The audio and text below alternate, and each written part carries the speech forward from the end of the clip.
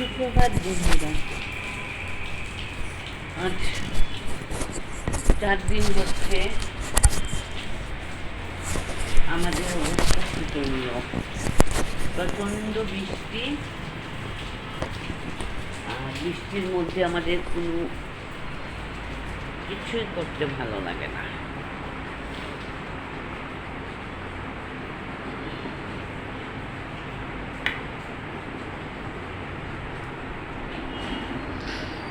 দেখেন 4 দিনে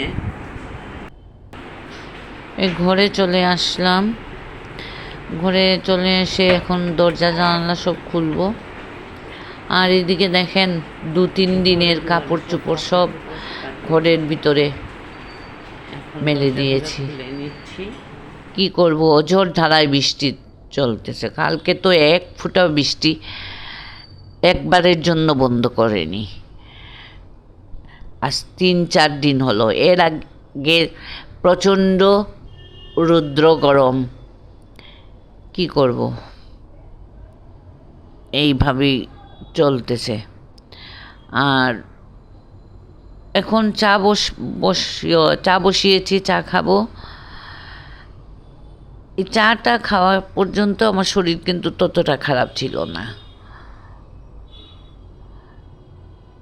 কিন্তু যখন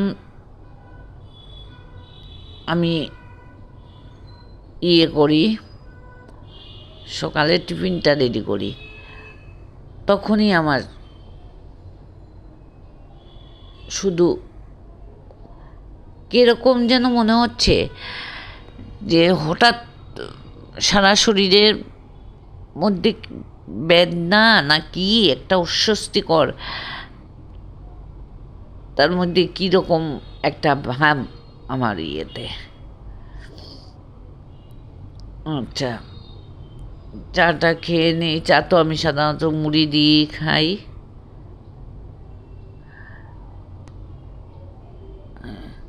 আর প্রচণ্ড দুর্বল, সেটা তো নিজেই বুঝতে পারতেছি। যে কাজটা আগে আমি আধা ঘন্টায় করতে পারতাম, সেই কাজটা এখন 1 ঘন্টায় করতে লাগে।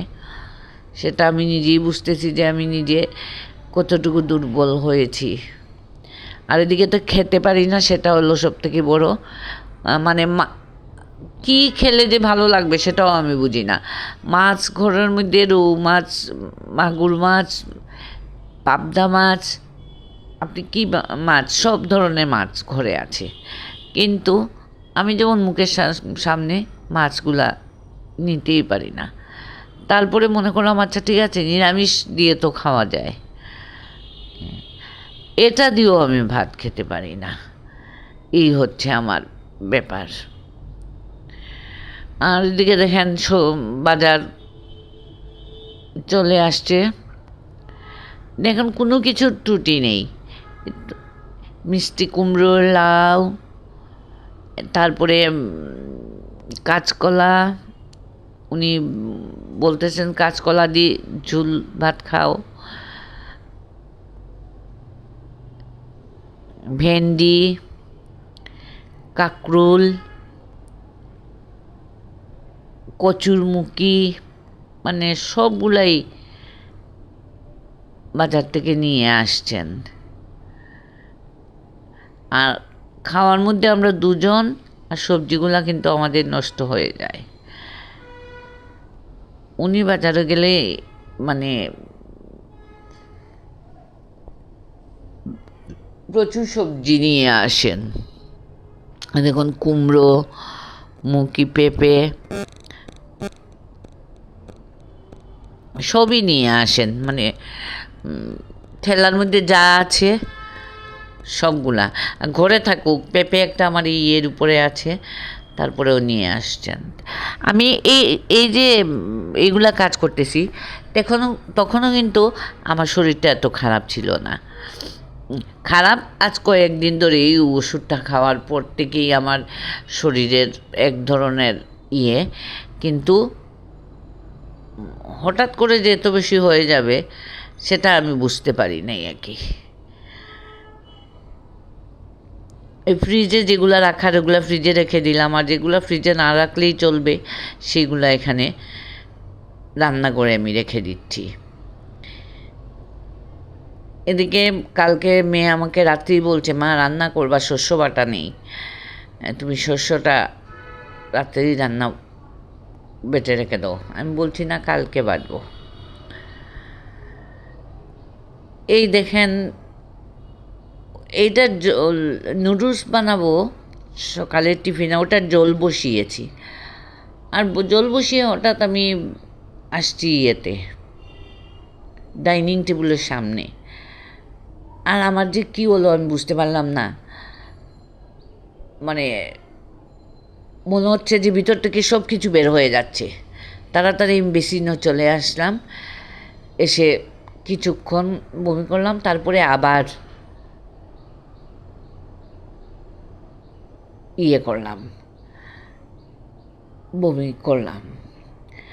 আচ্ছা, করার পর তো যাই হোক, কখন তো এইগুলা তো আমি বানিয়ে রেখে যেতে হবে। উনি খাবেন সকালে, তারপর আমিও তো খাবো। আর শুধু আমি সকালবেলা চা আর মুড়ি খেয়েছি, এইটাই আমার বের হয়েছে আর কি। এখন আমি সকালের টিফিনটা, এর ফাঁকে আমি এগুলা করে নিচ্ছি। আমি বিছানাতে পড়ি নাই কিন্তু।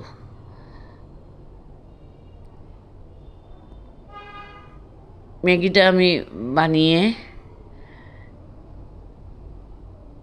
নিচ্ছি, আমি বিছানাতে পড়ি নাই। আর ওদিকে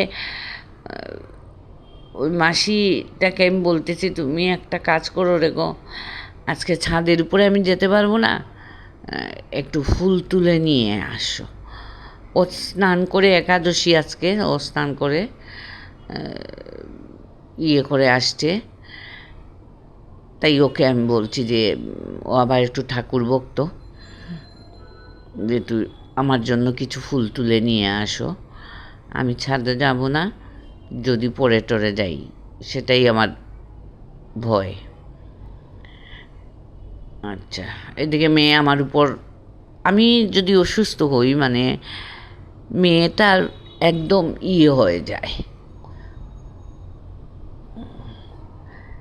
মনে হয় মা অসুস্থ হলে মনে হয় মা চলে যাবেন, এই ধরনের ভিতরে মনে হয় একটা অনুভূতি।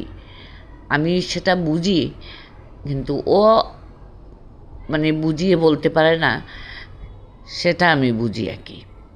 আর এখানে দেখেন, আমি ঠাকুর স্নান করে আমি ঠাকুর দিতে আসছি।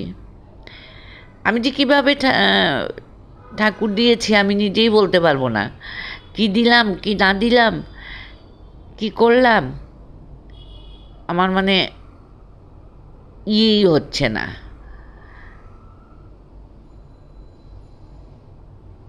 তাড়াতাড়ি করে ঠাকুর দিয়ে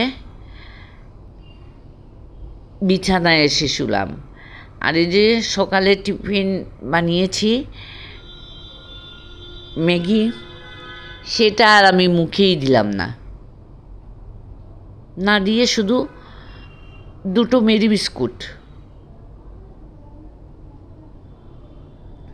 মুখে দিয়ে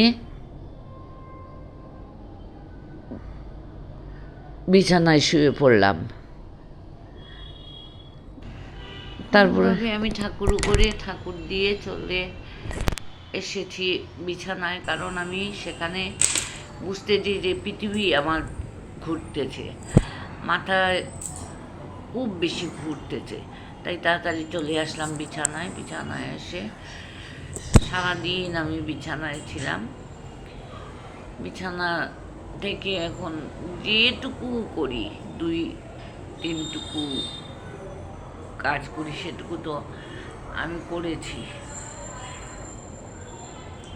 ওইটুকু দিয়ে আমি আপনাদেরকে করে দেই। আর এদিকে কাপড় 3-4 দিন ধরে বৃষ্টি, কাপড় শুকাচ্ছে না, যেগুলো শুকিয়েছে ওগুলো ভাঁজ করব, এগুলো রেখেই দিয়েছি। আর কোনো মতে আমি নিজেই ভাঁজ করে রেখে দিলাম। একটু উঠে এভাবেই মনে হয় আমার চলতে হবে এখন, যা অবস্থা আমি দেখতেছি। আসল ব্যাপার, এর আগে যখন প্রথম হয়েছিল তখন এরকম মাথা ঘুরানো ওইগুলা ছিল না। হ্যাঁ, শরীর দুর্বল ছিল, এগুলা সব ঠিক আছে, কিন্তু এখন প্রচণ্ড মাথা ঘোরায় হচ্ছে। আর তখন ধরেন আমি নিজেই আমার আমার কিন্তু কোনো কেউ যে আমাকে একটা পথ্য রেডি করে দিয়েছে যে আপনি খান, না, সেরকম কেউ ছিল না। আমি আমার নিজেরটা তৈরি করে আমি খেয়ে আজ 8 বছর ধরে থেকেছি। আর এখনও আমি নিজেই তৈরি করে খেতে হবে, কিন্তু এখন তো আর আসলে আমার শরীরের কুলাচ্ছে না। আর মেয়ের কথা তো আর আপনাদেরকে কি বলবো, আর মেয়ে বলিও না আর এখন আর। যাই হোক, ভগবানের কাছে আপনারা প্রার্থনা করবেন আমি যেন সুস্থ হয়ে উঠতে পারি। আর সুস্থ আমার জন্য আমার সুস্থর কোনো প্রয়োজন নাই, কারণ এত রুখসুখ নিয়ে সুস্থ থাকা যায় না। ওই মেয়েটা রয়েছে, ওইটার জন্যই থাকতে হবে আর কি। ভগবানের কাছে এটাই আপনারা প্রার্থনা করবেন। আজকের মতো এখানেই শেষ করছি। একটা লাইক করবেন, সাবস্ক্রাইব করবেন।